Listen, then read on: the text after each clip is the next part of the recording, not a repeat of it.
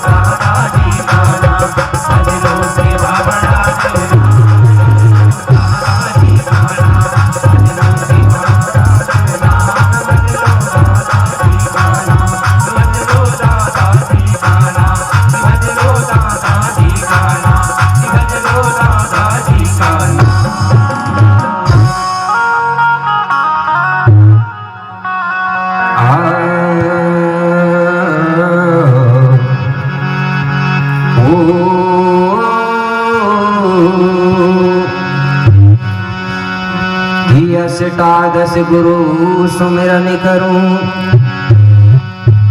कि अष्टादश गुरु सुमिरन करूं, पुनि लाऊं कुपार को नाम,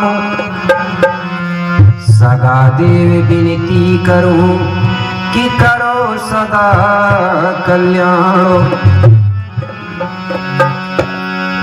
कि अमर कोट महिमा अमितो, कि पुण्य में सारो, कि पतित पावनी नर्मदा, कि पाप करो नित छारो,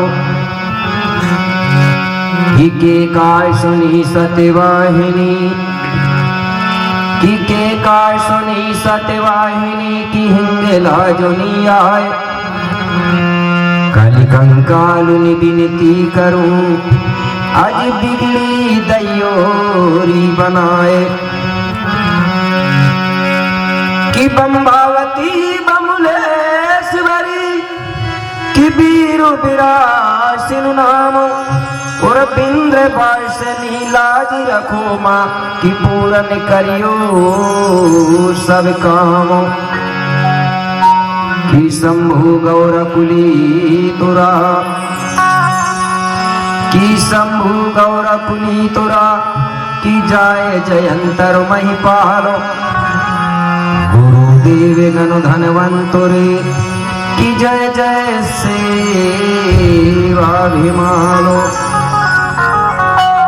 परम शक्ति ये पंच तत्व फड़ापेन 5 खंड धरती के राजा शंभु से माँ भगवती मूलादाई गौरादाई, धर्मगुरु पहंदी पारी गोपाल लिंगो बाबा, क्रांति की देवी राय तर जम्बो माता, और कालंकों को काटने वाली माता कली कंकाली दाई, मैं आपको कोटि कोटि बंदन नमन सेवा जोहर करता हूँ। आप मुझे ऐसी शक्ति देना, ऐसा ज्ञान देना, जिससे कि मैं धरती पर रहने वाले समस्त जीव प्राणियों के हित के लिए, समस्त सगा समाज की भलाई के लिए सबको सतमार्ग बता सकूं और सबका जीवन को सुखमय बना सकूं, ऐसा मुझे ज्ञान देना बाबा। मैं आपको कोटि कोटि बंदन नमन सेवा जोहार करता हूँ। बोलिए शंभो शेखो बाबा की, माँ भगवती मूलादाई गौरादाई की, धर्मगुरु पहंदी पारी कुपार लिंगोना, यहाँ पर बैठे हुए सगा समाज होता।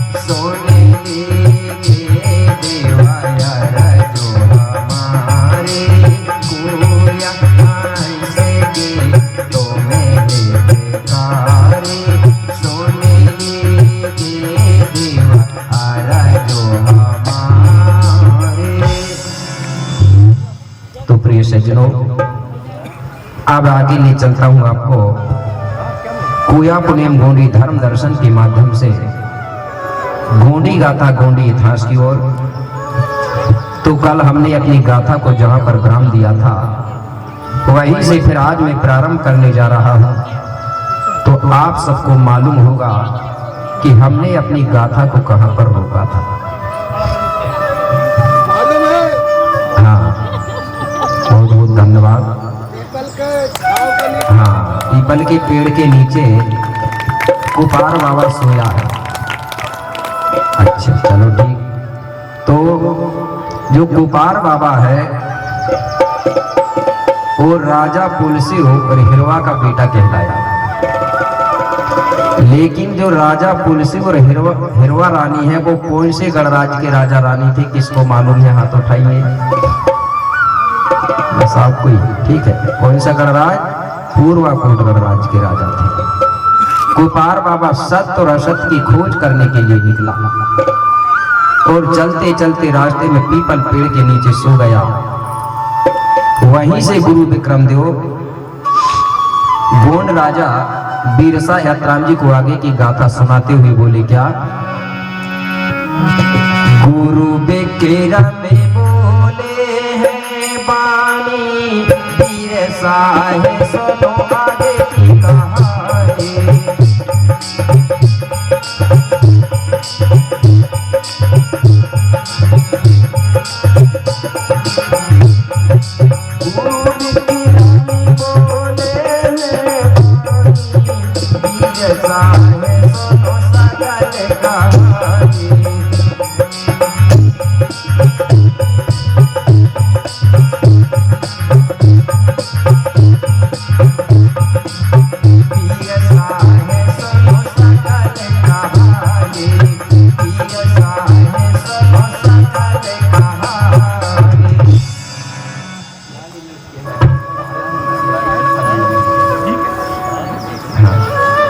आगे क्या हुआ?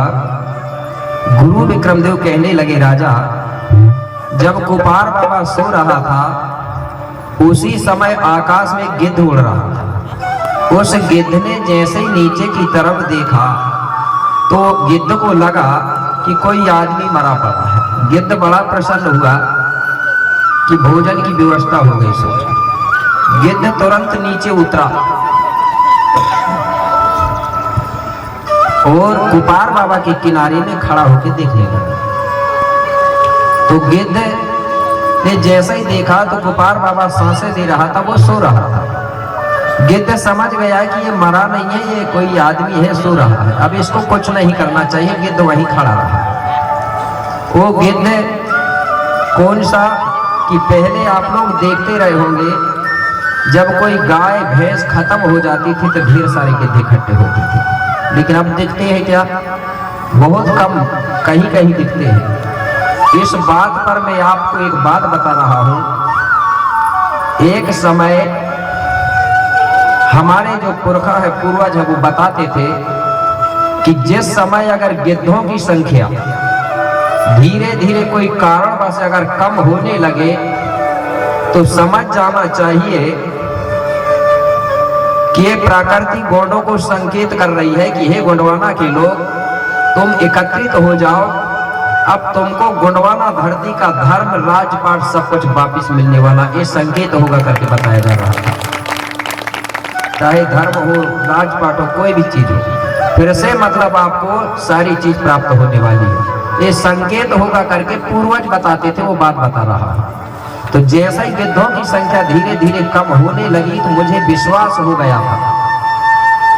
और जब विश्वास हुआ तो कुछ दिनों के बाद में मैंने देखा कि ये गोंडवाना गोंडी धर्म फिर से चलने लगा और धीरे धीरे बढ़ते जा रहा है। एक बात और बताया था, जिस समय कोई भी कारण बस अगर ओस गिरना कम होने लगे तो वो भी यही संकेत बताया गया था। इस प्रकार से मेरे भाई वो गिद्ध वहां खड़ा है और जो गीत गा रही थी वो महिला थोड़ी दूर से देख रही थी। वो महिला घबरा गई। क्यों? वो सोचने लगी कि देखो, बोले वो कोई परदेसी सो रहा है और उसी के किनारे में गिद्ध खड़ा है, कहीं वो गिद्ध उसकी आंखों में चोंच ना मार दे, ऐसा सोच के वो डर रही थी। उन्होंने सोचा कि एक काम करो, जोर से चिल्लाओ तो वो गिद्ध भाग जाएगा। वो महिला वहीं से जोर जोर से चिल्लाने लगी। जैसे ही महिलाओं ने जोर जोर से चिल्लाई तो कुपार बाबा की नींद जाग गई। जैसे ही नींद जागी तो कुपार बाबा उठने लगा तो गिद्ध ने देखा कुपार को उठते हुए, तो गिद्ध उड़ करके वहां से भाग गया। अब कुपार बाबा ने सामने देखा कि 4-5 महिलाएं खड़ी हुई थी जो चिल्लाने वाली थी। कुपार बाबा उनसे कहा कि बोले देवी, तुम इतना जोर जोर से क्यों चिल्ला रही हो? मैं आराम से सो रहा था, तुमने मेरी नींद खराब कर दिया। वो 4-5 महिलाएं कुपार के पास पहुंची और हाथ जोड़ के कहने लगी, बाबा हम तुम्हारी नींद खराब करने के लिए नहीं चिल्ला रहे थे। तो बोले क्यों चिल्ला रही थी? बोले तुम जब सो रहे थे तो तुम्हारे किनारे में एक गिद्ध खड़ा था। हमको ये डर लग रहा था कहीं वो गिद्ध तुम्हारी आंख में चोंच ना मारो, इसलिए हम चिल्ला रहे थे। जब हमने चिल्लाया तो आपकी नींद जागी और आपको देख करके वो गिद्ध यहाँ से उड़ करके भाग गया। अच्छा बोले ठीक है, धन्यवाद दिया। अच्छा बोले देवी ये बताओ, तुम ये भयंकर वन में क्यों घूम रही हो? यहाँ घूमने का कारण क्या है? वो मातृ शक्ति कहने लगी, बोले बाबा यहाँ से कुछ दूरी में एक अनाथ आश्रम है। हम सब उसी अनाथ आश्रम में रहती हैं और हम सबकी मुखिया जंबूदाई है। नाम सुना होगा आपने, बोले रायतार जंबूदाई। हम सब उसी के साथ रहती हैं, वो हमारी मुखिया है।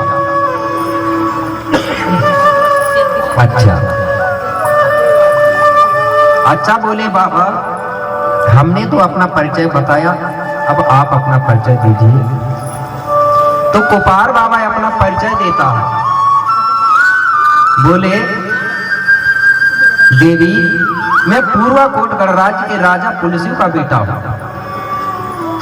मैं सगा समाज के लिए सत्य और असत्य की खोज करने के लिए निकला हूं। जब मुझे सत्य और असत्य का ज्ञान हो जाएगा, इसके बाद मैं समाज के बीच में सबको सतमार्ग बताऊंगा। इसलिए मैं 5 अखंड धरती में भ्रमण करने आया हूं। बोले ठीक है।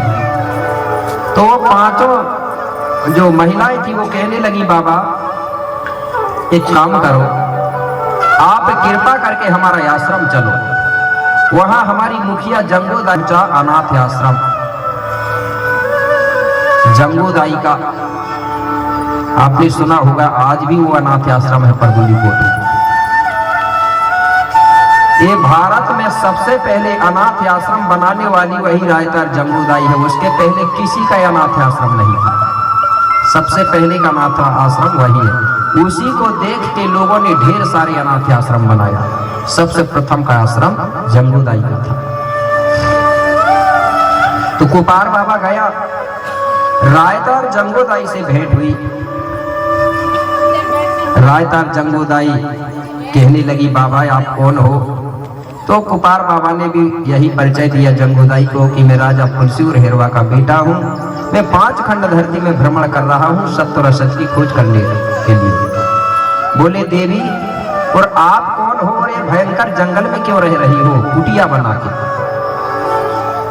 तो जंगूदाई कहने लगी, बाबा मुझसे मेरा परिचय मत पूछिए। बोले क्यों?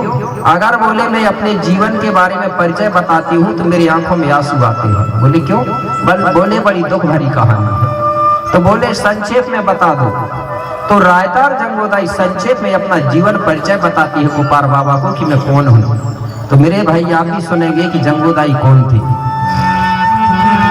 क्या कहने लगी, बाबा मैं राजा कुशाल की कन्या हूँ, अरे अदिल कोट में ब्याही। बाबा मैं राजा कुशाल की कन्या हूँ, अरे अदिल कोट में ब्याही। सर पे 10 पति प्राण तजो, यही कारण घर से भगाई।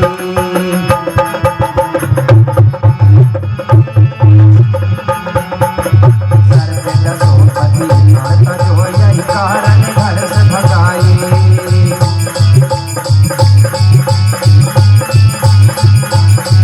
मैं राजा कुशाल की कन्या हूँ, अरे कोट जाई। सर पे दसोपति प्राण तजो यही कारण घर से भगाई। सर पे दसोपति प्राण तजो यही कारण घर से भगाई। यही कारण घर से जंगोदाई आंखों में आंसू भर लेती है और बताती है कि बाबा, मैं राजा कुशाल की बिटिया हूं। मेरा विवाह अदिलकोट में हुआ था और मेरा जो पति था उसका नाम था सडियोर। जब मेरा विवाह हुआ और जब मैं अदिलकोट में गई तो अपने पति देव के साथ कुछ ही दिन रह पाई और एक दिन अचानक एक काला नाग आया, उसने मेरे पति को काट दिया, जिस कारण से मेरे पति ने प्राण त्याग दिए। मेरी सास को ये पता चला तो मेरी सासू माँ कहने लगी, ये नई नई बहू आई है, ये डायन है, चुड़ैलन है, इसने मेरे बेटा को खा गई। ऐसा करके मेरी सासू माँ ने मुझे दोष लगाया और मेरा हाथ पकड़ करके घर से निकाल दिया। अब मैं वहां से भागी तो अपने पिता के पास आई, पिताजी से सारा समाचार बताई तो पिताजी कहने लगे, बेटा अगर मैं तुझे अपने घर में रखूंगा तो दुनिया के लोग कहेंगे कि जंगोदाई का कैसा बाप है जो विवाह करने के बाद भी अपने घर में रख रहा है, इसलिए मैं भी नहीं रख सकता। तो मेरे पिताजी ने ये जंगल में कुटिया बना दिया है, आश्रम, और यही भेजा दिया है। तो मैं यहीं रहती हूँ और बड़ा देव का सुमरन ध्यान खड़ा पहनकर करती हूँ और समय बिता रही हूँ। और रात दिन मुझे ये चिंता सताती है कि आज मेरा पति खत्म हुआ है, आगे चलकर के अगर कोई महिला का पति भी खत्म होगा तो क्या वो महिला भी मेरे जैसे जंगल में रहेगी। ये सोच सोच करके मुझे बड़ा दुख होता है। मेरे सगाजनों, उस समय ये होता था, अगर किसी महिला का पति खत्म हो जाता था तो वो पत्नी जीवन भर बिना पति का जंगल में समय काटती थी, लेकिन दूसरा पति नहीं बना सकती थी। लेकिन अगर कोई पुरुष की पत्नी खत्म होती थी तो वो दूसरी पत्नी बना लेता था। मतलब पुरुष को अधिकार था दूसरी पत्नी बनाने का, लेकिन महिला को कोई अधिकार नहीं था। और ये किस समय की बात है? शंभू और गौरा का राज्य चल रहा था उस समय। गौरा है वो गा वा और रा, गौरा, इसको गोरा कर दिया लोगों ने सीधा। ये कौन सी पीढ़ी की बात है? 44 नंबर की पीढ़ी, ठीक है ना। जो शंभू की जोड़ी है 88 पीढ़ी राज्य चला है। 88 पीढ़ी राज्य में सबसे पहली पीढ़ी जो है शंभू और मूला की जोड़ी है। और जो प्रथम शंभू था उसका नाम था कोसुडू। और जो 44 नंबर की जो पीढ़ी है वो शंभू का नाम था ईसर। ईसर को लोगों ने ईश्वर बना दिया, ईसर गौरा। ये 44 नंबर की, तो 44 नंबर की ही पीढ़ी की बात बता रहा हूं। तो किसका राज्य चलता था? शंभू का। तो जंगोदाई सोचती थी कि जितनी भी महिलाओं का पति खत्म होगा मैं अपने आश्रम में रखूंगी, और अगर कोई लड़की को कालंक लग जाएगा और समाज घर से बाहर निकाल देगी तो उस कालंकित लड़की को भी अपने आश्रम में रखूंगी। तो जंगोदाई ने 2 प्रकार की महिलाओं को अपने आश्रम में रखा, कालंकित महिला और बेवा। बेवा मतलब जिसके पति खत्म हो जाते हैं, ठीक है। और कालंकित महिला मतलब जिसको मतलब विवाह के पहले कोई कालंक लग जाता है, वो कालंकित महिला होती है। तो इस प्रकार से चल रहा था। तो जंगोदाई के साथ में ढेर सारी महिलाओं का भीड़ था। अब जंगोदाई रात दिन सोचती थी कि बाबा शंभू और गौरा के राज में बोले बड़ा अन्याय हो रहा है, इसलिए हमको ये बाबा शंभू से न्याय मांगना चाहिए। उसने सोचा। तो एक दिन जंगोदाई ने अपनी जो महिलाएं थी उन सबको क्या किया, आदेश दिया कि तुम जंगल जाओ और जंगल से मोर के पंखे ढूंढ के लाओ और बांस की लंबी लंबी लकड़ी लेके आओ। सब महिलाओं ने लेके आई। तो जंगोदाई ने क्या किया, वही बांस की लकड़ी के ऊपर मुट्ठी मुट्ठी मोर के पंख बांधकर झंडे तैयार किया। क्योंकि वो समय बताया जाता है कपड़े का आविष्कार नहीं हुआ। तो जंगोदाई ने झंडे तैयार क्यों करवाई? क्योंकि उनको राजा के पास जाना है और न्याय मांगना है, आंदोलन करना है। आज भी हम लोग अपने राजाओं से आंदोलन करते हैं ना, रैली निकालते हैं, झंडा रखते हैं। तो जंगोदाई ने कपड़ा ना होने के कारण बांस की लकड़ी के ऊपर थोड़े थोड़े मोर के पंख बंधवा के और झंडे तैयार किया और सब महिलाओं को कहने लगी कि एक हाथ में झंडा ले लो और एक हाथ में बांस का डंडा ले लो, क्योंकि भाई रैली करते हैं तो झगड़ा भी हो सकता है। तो मेरे भाई जंगोदाई ने सब महिलाओं को झंडा और डंडा पकड़ाई और ये रैली निकालती, आंदोलन करती और चिल्लाने लगी, बोले बाबा शंभू तुम्हारे राज में अन्याय हो रहा है। बाबा शंभू ने देखा कि जंगोदाई ढेर सारी महिलाओं को इकट्ठी करके और झंडा लेके क्या चिल्ला रही है। तो सुना बाबा ने, यही सुना कि शंभू बाबा तुम्हारे राज में अन्याय हो रहा है महिलाओं के साथ। बाबा शंभू तुरंत गौराबाई के साथ में जंगोदाई के पास पहुंचा। बोले जंगो, मेरे राज में ऐसा कौन सा अन्याय हो रहा है जो कि तुम आंदोलन कर रही हो? बोले बाबा तुमको याद नहीं है? बोले मुझे तो नहीं है। बोले तुम्हारे राज्य में पुरुष वर्ग को अधिकार है और महिला वर्ग को कोई अधिकार नहीं है। बोले कैसे? बोले अगर कोई पुरुष की पत्नी खत्म होती है तो वो दूसरी पत्नी बना लेता है, और अगर कोई महिला का पति खत्म हो जाए तो वो जीवन भर बेवा बन के रहती है, और किसी को कलंक लग जाए तो समाज उसको कलंकित करके निकाल देती है। तो बोले अन्याय है कि नहीं? पुरुष वर्ग को अधिकार और महिला को अधिकार नहीं। बाबा शंभू कहने लगा इस तरफ तो मेरा ध्यान ही नहीं गया, मुझे अभी तक इस चीज का ख्याल नहीं आया, लेकिन अच्छा है तुमने किस बात को पर ध्यान दिला दिया। अच्छा बोले जंगोदाई तुम ये बताओ तुमको चाहिए क्या? तो जंगो कहने लगी अगर देना है तो दोनों वर्ग को अधिकार दो, नहीं तो दोनों का खत्म करो। जब बोले महिला दूसरा पति नहीं बना सकती तो पुरुष को भी दूसरा पत्नी बनाने का अधिकार खत्म करो। शंभू कहने लगा पुरुष वर्ग को अधिकार है तो आज के बाद से बोले महिला को भी अधिकार देता हूँ कि जो गौड़ समाज की अगर महिला है उसका पति भी खत्म हो जाएगा तो वो अपने देवर को पति बना सकती है। तो आज भी गौड़ी संस्कृति में देवर को पति बना लेती है। बनाती है कि नहीं आपके घर? बना लेते हैं, क्योंकि गौड़ी संस्कृति में भाभी को मां नहीं मानता। कि मानते हो आप? हिंदू धर्म में मां मानते हैं। अगर भैया खत्म हो जाएगा तो भाभी से देवर विवाह नहीं करते, क्योंकि वो मां मानता है। लेकिन कौन मानते हैं क्या मां?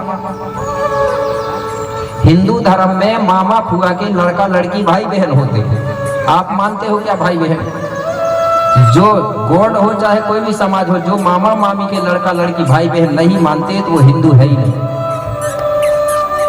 जो आदमी अपनी भाई के खत्म होने के बाद भाभी से विवाह कर लेता वो हिंदू धर्म है ही नहीं। तो आप लोग अपने आप सोच जाओगे आप हो कौन? ठीक है। तो बाबा शंभू ने कहा कि जंगोदाई आज के बाद से बोले मैं सम्मान कर रहा हूं पूरी कलंकित महिला और बेवा महिलाओं का। बोले बाबा शंभू और गौरा ने सम्मान किया। और ये समय भी कौन सा था? दीपावली हर बार आती है, हर साल आती है। ये भी दीपावली दिवाली बोलती है हमारे मध्य। क्या बोलते हैं? दिवाली। इसी समय सारक का मारक का नामक तीर्थ स्थान में के किनारे बाबा शंभू ने जंगोदाई और सब महिलाओं का सम्मान किया। उस खुशी को भी हम लोग दिवाली के समय मनाते हैं जंगोदाई के नाम से। मनाते हैं ना जंगोदाई को? नहीं मनाते। कैसे मनाते हैं? उसका मूर्ति नहीं है। जंगोदाई को चाहे कोई भी नाम से मानो, बांस की लकड़ी रहती है, उसके ऊपर मोर के पंख बांध के और ऐसा निशान बना के पूजा करते हैं ना दीपावली के समय में। और कुछ लोग दीपावली को इसलिए भी मानते हैं कि राम ने रावण को मार के आया था, ऐसा मानते हैं कुछ लोग। लेकिन गौड़ी संस्कृति में कहीं भी वहां मैंने पूजा देखा ही नहीं राम का। होती है क्या गौड़ी धर्म में? गौड़ी धर्म वाले लोग जंगोदाई की पूजा करते हैं कि फूलराई भी बोलते हैं, चंडी भी बोलते हैं। उसी दिन से 15 दिन महीना दिनों तक उसकी खुशियां मनाते हैं ना जंगोदाई के नाम पे। आपके धर्म को सबसे ज्यादा मनाते हैं शायद दिवाली। ये गांव में फिर वो गांव में फिर वो गांव में। लेकिन एक गड़बड़ होता मैं देख लिया हूं। मैंने एक बार ऐसा ही आया था लोकल में घूमने के लिए, ठीक है। किसी ने नहीं जाना था मुझे कि गुरुजी है कि कौन है कुर्ता पैजामा पहना। मैंने एक चीज देखा, वो बड़ा गड़बड़ सा लगता है, आपको अच्छा लगता हो लेकिन मुझे नहीं लगा। इस गांव में दिवाली हो रही तो पूरा दारू बना के रखते, पूरे रिश्तेदार आते और सबको खिलाते और पिलाते, करते हैं ऐसे। आज ये गांव में हो गया, फिर वो गांव में हो गया, फिर वो गांव में हो गया, महीना गुजार देते हैं। इसमें भलाई हो रही है क्या समाज की? और दारूखोरों को बुला बुला के और बर्बाद। ठीक है, तो मेरे भाई ये खुशियां मनाया गया था जंगोदाई महिलाओं के सम्मान के लिए। उसी दिन से गोंडों में आज भी विवाह होता है। तो ये अधिकार किसने मांगी महिलाओं के लिए? जंगईना। तो इस प्रकार से जंगोदाई ने महिलाओं के लिए अधिकार मांगा। नहीं तो पहले हमारी जो महिलाएं हैं बेवा बन के रहते थे। किसने काम किया? रायतार जंगोदाई। ये रायतार जंगोदाई को कुछ लोगों ने बदलने के लिए जंगो का नाम परिवर्तन करके अंबे नाम दिया है, जिससे कि गोंड पहचान ना पाए। और यही रायतार जंगोदाई की ही देन है। आपने सुना होगा, पढ़े लिखे लोग हैं, जो विश्वविद्यालय कहा जाता है वो रायतार जंगोदाई की देन है। जिस समय विश्वविद्यालय चलता था उस समय भारत देश में बाहर विदेश के लोग पढ़ने आते थे। उस समय ये भारत देश विश्व गुरु कहलाता था। क्यों कहलाता था? क्योंकि बाहर देश के लोग ही भारत में पढ़ने आते थे। नालंदा विश्वविद्यालय कहते हैं ना, वो रायतार जंगोदाई का जन्म। ये जंगोदाई हमारी संस्कृति में विद्या की देवी कहलाती है, ज्ञान की देवी जंगोदाई, जिसको हम लोग अंबे नाम में बदला। तो इसी ने नालंदा विश्वविद्यालय बनवाया। वहां पर विदेश के लोग पढ़ने आते थे, इसलिए भारत देश को विश्व गुरु माना जाता था। लेकिन आज लोग कह रहे हैं कि विश्व गुरु बनाएंगे, भारत को बनेगा क्या? जब भारत के लोग विदेश पढ़ने जाएंगे तो भारत को विश्व गुरु कहेंगे क्या? विश्व गुरु तब बनेगा भारत जब विदेश के लोग भारत में पढ़ने आएंगे। तो उस समय विदेश के लोग भारत में पढ़ने आते थे, इसलिए भारत को विश्व गुरु कहा जाता था। तो मेरे भाई इस प्रकार से जंगोदाई ने पूरा परिचय बताया कोपार बाबा। अब कोपार बाबा कहने लगा, ठीक है देवी, बहुत देर हो गई, बोले अब मुझे विदा दो, मुझे आगे भी जाना है। तो बोले ठीक है बाबा, परम ज्ञानी सतगुरु बनके विद्या सबको पढ़ाना और गोंडवाना की भुइया में धर्म की ज्योति जलाना। बोले जाओ। कोपार बाबा तुरंत वहां से विदा लेके शिवा जोहार करके निकल पड़ा।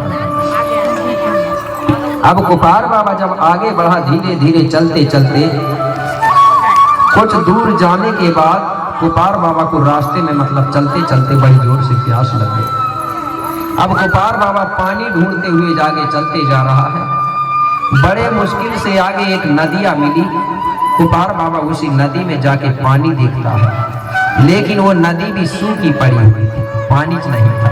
कोपार बाबा ने सोचा कि चलो ये नदी के किनारे किनारे चलना चाहिए, कहीं धोखा से कोई गड्ढा या कुंड होगा, वहां जरूर पानी मिलेगा। अब कोपार बाबा नदी के किनारे किनारे चलते जा रहा है। बड़े मुश्किल से गड्ढा था, कुंड था, वहां थोड़ा सा पानी भरा था। कोपार बाबा ने उसी पानी को पिया और अपनी प्यास बुझाया। प्यास बुझाने के बाद कोपार बाबा सोचने लगा कि चलते चलते थक गया हूं, थोड़ी आराम कर लेना था। अब कहाँ करूं आराम? नदी के किनारे में रेत पड़ा हुआ था और उसी रेत के ऊपर एक लकड़ी का सूखा डूंगा पड़ा हुआ था। तो डूंगा पड़ा हुआ था। कोपार बाबा उसी लकड़ी के डूंगा के ऊपर जाके बैठ गया नदी के किनारे। थोड़ी देर के बाद में कोपार बाबा को नींद सी आने लगी। कोपार बाबा ने सोचा कि इसी लकड़ी के डूंगा के ऊपर सो लेना चाहिए। कोपार बाबा उसी लकड़ी के डूंगा के ऊपर सो गए। जैसे ही बाबा कोपार सोया, अचानक हुआ कि आज जो नदी है उस नदी के ऊपरी छोर में, ऊपरी तरफ अचानक बदल होने लगा, मौसम होने लगा और कोपार बाबा सो रहा है। कोपार बाबा को पता भी नहीं चला कि इधर बदल हो रहा है, क्या हो रहा है। इसी बीच में हमारे सम्माननीय भगिया इरपाचे जी है, ग्राम चूरडोंगरी से। उनकी ओर से 50 रुपए की राशि प्राप्त होती है। जोरदार ताली बजाएंगे और बाबा शंभू उनकी मनोकामना को पूर्ण करें। बहुत बहुत धन्यवाद। तो कोपार बाबा आराम से सो रहा है और ऊपरी तरफ नदी में मौसम और बदल हो रहा है। थोड़ी देर के बाद में मेरे भाई क्या हुआ, अचानक वर्षा होती है। कैसे? अरे ऊपर और बरसा भाई भारी भारी भारी, अरे मूसलधार गोले बूंदे बारी, मूसलधार गोले बूंदे बारी।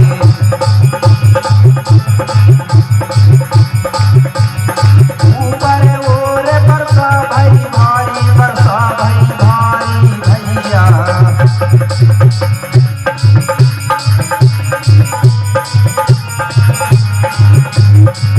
हरि मूसलधार गोले बूंदे बारी, मूसलधार गोले बूंदे बारी, मूसलधार गोले बूंदे बारी। नदी के ऊपरी तरफ मूसलधार वर्षा हो गई। जब मूसलधार वर्षा हुई तो जिस नदी में कोपार बाबा सो रहा था उस नदी में भयंकर बाढ़ आ गई, पूरा गई। जब नदी में बाढ़ आई मेरे भाई, तो जिस लकड़ी के डूंगरा पर कोपार सो रहा था वो लकड़ी का डूंगरा नदी में बहने लगा। जब लकड़ी का डूंगरा बहने लगा तो उसके साथ कोपार बाबा भी बहने लगा। तो लकड़ी का डूंगरा जैसे ही हिला तो कोपार बाबा जाग गया और देखा कि मैं तो बोले नदी में बह रहा हूं। लकड़ी के डूंगरा को दोनों हाथों से पकड़ लिया। कोपार बाबा को तैरना नहीं आता था। कोपार बाबा घबरा गया और लकड़ी के डूंगरा को पकड़ के बह रहा है और गंगा मैया से प्रार्थना कर रहा है। कैसे प्रार्थना कर रहा है?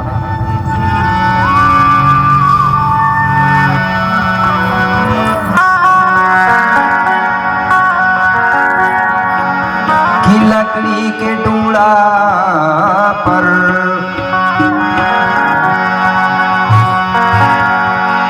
लकड़ी के डूंगरा पर आज सो रहा था कुपारो और मूसलधार बरसा भई और नदी में आ गई बाढ़।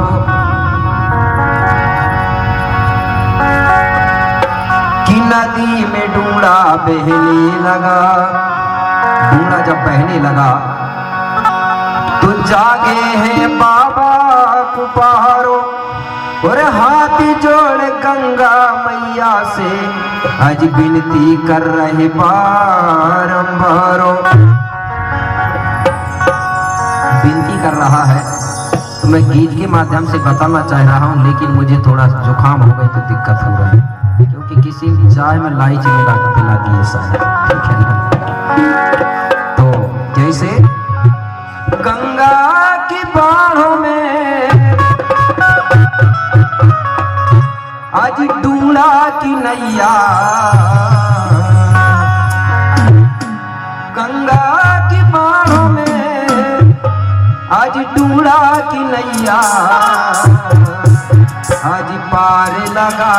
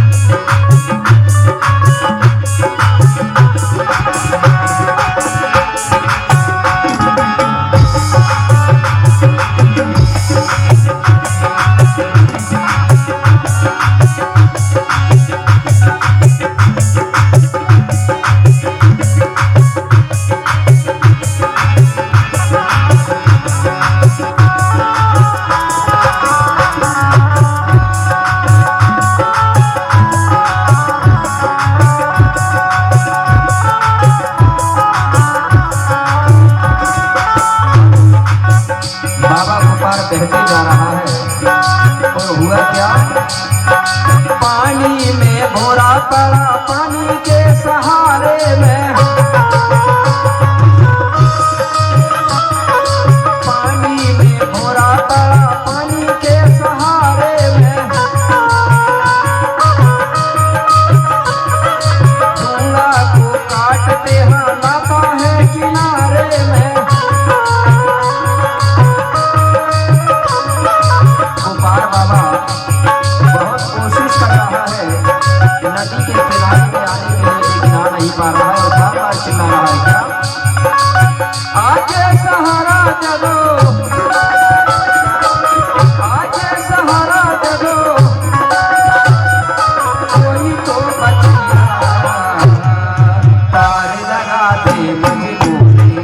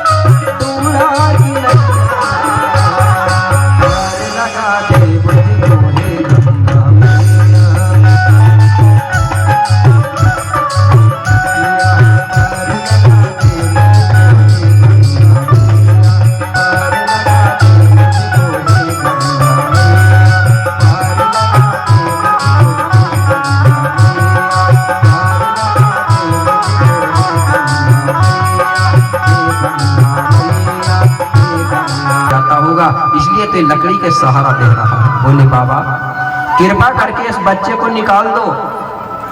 बोले ठीक है गौरा, अभी निकालता हूं। ऐसा करके बोल ही रहे थे मेरे भाई, और गोपाल बाबा वो लकड़ी के डूंगा सहित जो पानी में भंवरा पाता है, उस पानी के भंवरा में फंस गया और उसी भंवरा के साथ ऐसा घूम रहा है।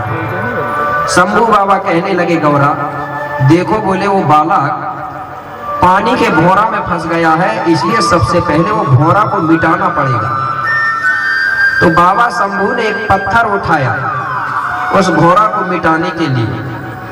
तो बाबा ने इधर से पत्थर फेंका तो पत्थर भौरा पे तो नहीं गया, नदी के किनारे एक पहाड़ी मढ़ा था, उस पेड़ की डाली में जाके वो पत्थर लगा। तो उस पेड़ का एक फल टूट करके और उस भौरा के ऊपर गिर गया। जैसे ही वो फल गिरा भौरा के ऊपर तो वो भौरा खत्म हो गया। पुस्तक में फूल लिखा गया है, लिख दिया गया है, ठीक है। तो पहाड़ी मढ़ा उस क्षेत्र में जो नदी के किनारे एक पेड़ होता है जिसको कौहा का पेड़ भी बोलते हैं, ठीक है ना, जिसके फल को ऐसा पकड़ते हैं तो 5 उंगली समझ आती है, वो अधिकतर नदी के किनारे में रहते हैं। अर्जुन का पेड़ भी बोलते हैं आयुर्वेदिक में, ठीक है। वही पेड़ की डाली को लगा तो उसका एक फल टूट के गिर गया। तो भौरा खत्म हो गया, गोपाल बाबा छूट गया। अब गौरा दाई कहने लगी बाबा वो तो भौरा खत्म हो गया, वो तो छूट गया, लेकिन बोले देखो अब वो नीचे की तरफ जा रहा है, धीरे धीरे बहते बहते दूर चला जाएगा, अब देर मत करो बाबा, जल्दी से निकालो। बोले ठीक है गौरा, तुम बार बार क्यों कहती हो, मैंने बोल दिया कि मैं निकाल दूंगा।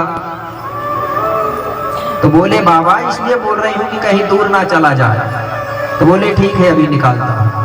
ऐसा करके बोल ही रहे थे और कुपार बाबा कुछ दूरी नीचे गया और दूसरे भौरा में फिर फंसा। गौरा दाई ने फिर देखी और कहने लगी बाबा मैं बहुत देर से कह रही हूँ आपको कि जल्दी निकालो जल्दी निकालो। देखो वो बोले दूर पहुंच गया और फिर भौरा में फंस गया। ऐसा ना हो बोले घूमते घूमते नहीं तो पानी के अंदर चला जाएगा, मुझे बड़ा डर लग रहा है। ऐसा करके बता ही रही थी और अचानक वही हुआ कि वो बच्चा घूमते घूमते मेरे भाई लकड़ी के डूंगरा सहित वो कुपार बाबा पानी के अंदर चला गया। जैसे ही गौरा दाई ने देखी तो घबरा गई, आंखों में आंसू आ गए और कहने लगी बाबा मैं आपको बहुत देर से कह रही थी, आपने सुना नहीं मेरी बात। देखो बोले वो बच्चा पानी के अंदर चला गया। बोले बाबू बचने वाला नहीं है। मेरे भाई शंभू ने जैसे ही देखा शंभू घबरा गया और देर बिल्कुल नहीं किया और एक छलांग लगाया, जहां कुपार डूबा था वही कूद गया। लेकिन कुपार बाबा के शरीर में पानी समा चुका था, कुपार बाबा बेहोश हो गया था। शंभू बाबा ने कुपार बाबा को पानी के अंदर से निकाल के बाहर लाया तो देखा कुपार बेहोश था। शंभू कहने लगा गौरा दाई इस बच्चे के शरीर में पानी समा गया है इसलिए ये बेहोश हो गया है, मरा नहीं है, घबराओ मत तुम। बाबा शंभू ने पैर पकड़ा और उल्टा करता है पानी निकालने के लिए, ऐसा घुमा रहा है गूंथना जैसा, फिर उल्टा कर रहा है, सीना दबा रहा है। जब बड़े मुश्किल से धीरे धीरे मुंह से नाक से पानी धीरे धीरे बाहर आने लगा। इस प्रकार शंभू बाबा ने कुपार बाबा के शरीर से पूरा पानी निकाला और इसके बाद में नदी के किनारे में सुला दिया, लिटा दिया और कहने लगे गौरा ये बेहोश है, थोड़ी देर यहीं रुको, कुछ समय बाद ये होश में आ जाएगा, चेत जाएगा। ठीक है बोले। अब गौरा और शंभू वहीं बैठ गए और इंतजार कर रहे हैं। बहुत देर हो गई मेरे भाई, लेकिन बाबा शंभू वो कुपार बाबा होश में नहीं आया। गौरा दाई कहने लगी बाबा मुझे तो डर लग रहा है कि ये बचा नहीं बोले। शंभू बाबा सीना में हाथ रख के देखता और कहता नहीं गौरा ये बेहोश है, देखो ये सांसें चल रही है, इन्हें थोड़ी देर और इंतजार करो। थोड़ी देर और देखे फिर भी कुपार जागा नहीं। गौरा दाई घबरा गई, बोले बाबा मुझे तो डर लग रहा है। तो बोली क्या करूं गौरा, थोड़ी और देख लो। थोड़ी और देर और देखे मेरे भाई, फिर भी कुपार जागा नहीं। तो गौरा दाई सोचने लगी कि क्या करूं। शंभू बाबा से कहने लगी बाबा मैंने सुनी हूं कि तुम्हारी जो डमरू है, गोविंदाड़ी बोलते हैं ना, गोंडी गोविंदाड़ी बोलते हैं ना, ये डमरू है बोले तुम्हारी जो डमरू है इसकी आवाज में बड़ी पावर है, इसलिए बोले एक काम करो ये डमरू को बोले इस बच्चे के कान के किनारे ले जाके बजाओ। इससे क्या होगा गौरा, हो सकता है बोले ये डमरू की आवाज से उसके शरीर में चेतना आ जाए, वो होश में आ जाए। तो बोले कोई बात नहीं, तुम कहती हो बोले तुम्हें बजाता हूँ बोले। तो बाबा शंभू ने ऐसा डमरू उठाया और कुपार बाबा के कान किनारे ले जाके डम डम डम डम करके ऐसा करके बजा दिया। जैसे ही डमरू बजाया कुपार बाबा ने डमरू की आवाज सुन लिया बेहोश अवस्था में।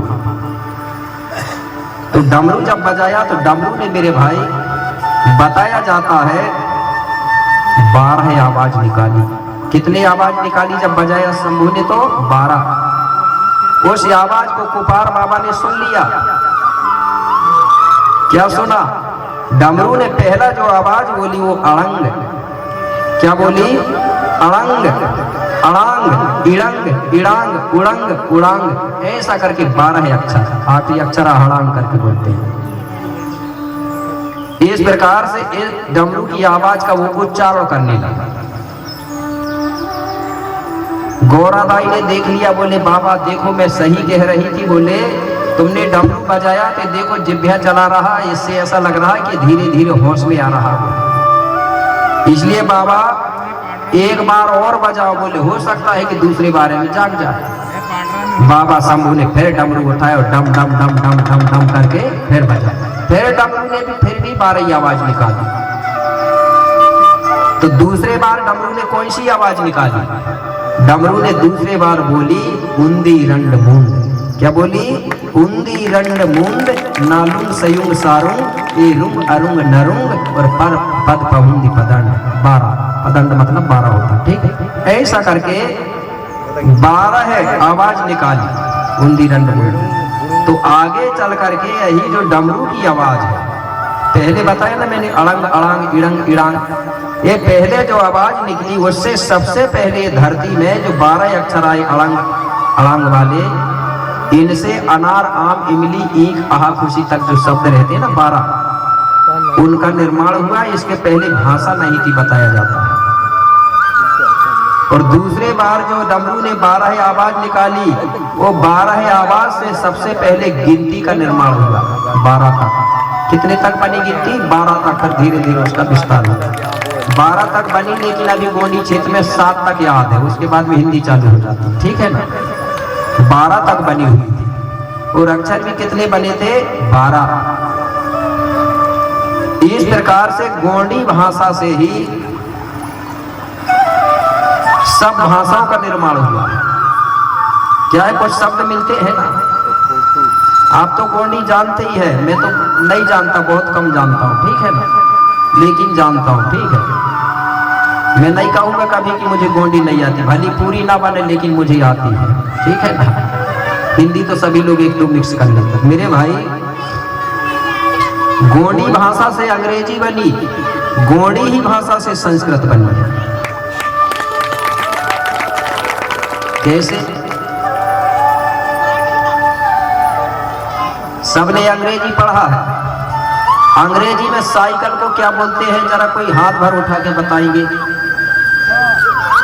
हाँ, चलो ताली बजाओ भाई। सब लोगों को मालूम है, लेकिन हिचकिचाते हैं लोग करते। साइकिल को अंग्रेजी में बाइसिकल बोलते हैं कि नहीं? बोलते हैं ना। आप बताइए गोंडी में साइकिल को क्या बोलते हैं? बाइसिकल ही बोलती है ना, बाइसिकल। ठीक है, तो आप बताइए अंग्रेजी है कि गोंडी है? हमारे यहाँ जो आजी थी ना, हो सकता है पहले बोलते रहे होंगे, 2-3 पीढ़ी से बंद हुआ होगा। हमारी जो आजी थी वो साइकिल को बाइसिकल बोलती थी और उसी समय हम पढ़ने जाते थे। तो हम सोचते थे कि हमारी दाई ने कभी स्कूल गई है ना कभी पढ़ी है और ये अंग्रेजी कहाँ से बोलती है, सोचते थे हम। बाद में समझ आया कि वो अंग्रेजी नहीं बोलती थी, वो गोंडी बोलती थी। ठीक है, जैसे गोंडी में हम पानी को एयर बोलते हैं एयर, और इसी को थोड़ा सा बदल के एयर कर दे तो अंग्रेजी बन गई ना। एयर मतलब हो गया हवा। ठीक है, इसी से संस्कृत बनी। थोड़ा बहुत फेर हुआ। कैसे बनी? कि जैसे आज गोंडी में मैंने सुना हूं,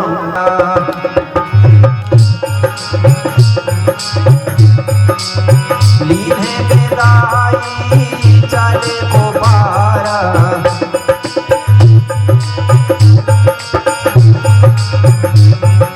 जहाँ ठाना है कोई का चारा,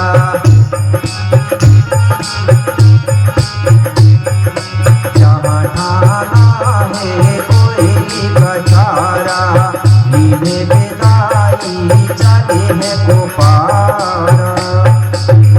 कुपार बाबा वहां से विदा लेके अब कहाँ की ओर निकल पड़ा? कछारगढ़ की। कछारगढ़ तो गए हैं ना सभी लोग? कितने लोग गए एक बार जानना चाहता हूँ। बहुत बहुत धन्यवाद। सबको ले जाना, ठीक है ना, चाहे वो दाऊ हो, चाहे दाई हो, चाहे भैया हो, चाहे बहन हो। क्यों?